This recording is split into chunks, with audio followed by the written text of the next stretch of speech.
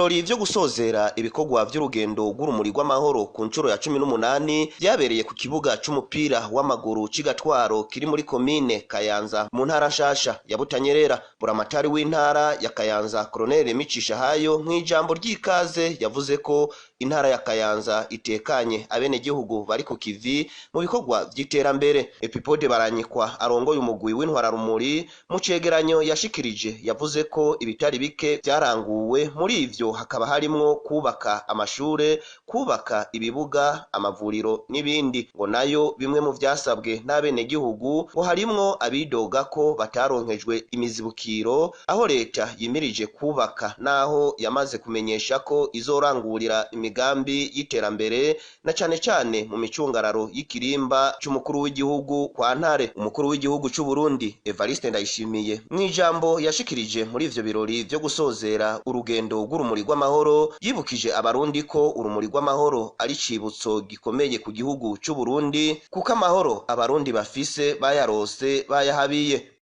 Akana karyo keza ko kunezerwa duhimbagwa kubona urumuri ruhejeje kuzunguruka mu gihugu cose, cyane cyane nkeze mwebwe abanyakayanza. Urumuri rwaciye mu ntara zose, umuhezagiro rwagiye ruraronka mu ntara zose, uwo muhezagiro none uciye uvyagira ngaha mu Kayanza. Akana karyo ko kwibutsa mu majambo makeyi igituma urumuri rw'amahoro. Twarabonye ko musanzwe mu rukunda kandi mu gwitwararika, ariko naganda abwire ko ari icibutso gikomeye cyane mu gihugu cy'u Burundi.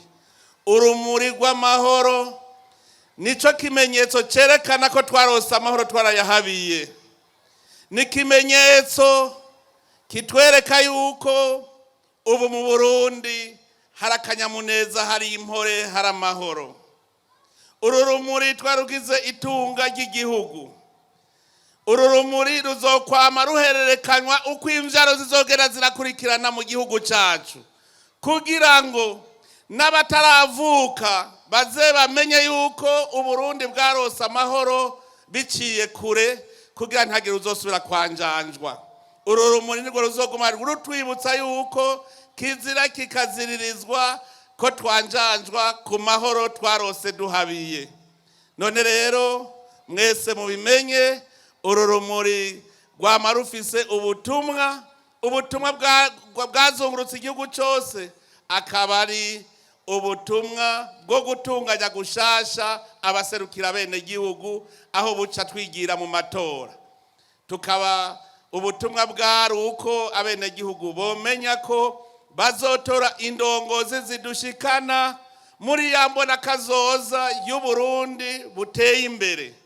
Ubwo Burundi buteye imbere ni ca gihugu c'amata n'ubuki Imana yadutegurira. Ivyo birori vyo gusozera ibikorwa vy'urumuri rw'amahoro vyari vyitabwe n'abanyacubahiro batandukanye, uhereye ku mukuru w'inama nshingamateka y'u Burundi Giras Daniel Ndabirabe, umushikiranganje wa mbere wa leta y'u Burundi Gervais Ndirakobuca, umunyamabanga mukuru w'umugambwe SNDD FDD Reveriyano Ndikuriyo, uwaserukiye ishirahamwe mpuzamakungu ONU n'abandi banyacubahiro batandukanye.